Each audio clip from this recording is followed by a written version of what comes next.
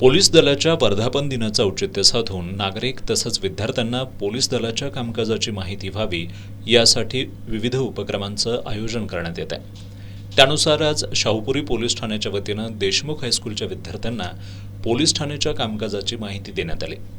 Police निरीक्षक संतोष डोके यांच्या मार्गदर्शनाखाली पोलीस ठाण्यातील पोलीस अधिकारी आणि कर्मचाऱ्यांनी विद्यार्थ्यांना पोलीस ठाण्याच्या वेगवेगळ्या विभागांची माहिती दिली।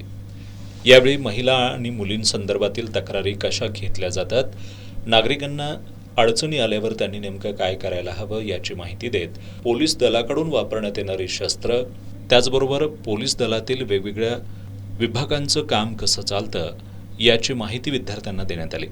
यावेळी पोलीस उपनिरीक्षक विजय राजपूत, सहाय्यक फौजदार शंकर कोळी, संदीप जाधव, चेतन घाटगे, नितीन सावंत, जलराज देसाई, ऋतुजा सावंत, मनीषा मोंगल यांच्यासह देशमुख हायस्कूलचे विद्यार्थी आणि शिक्षक उपस्थित होते।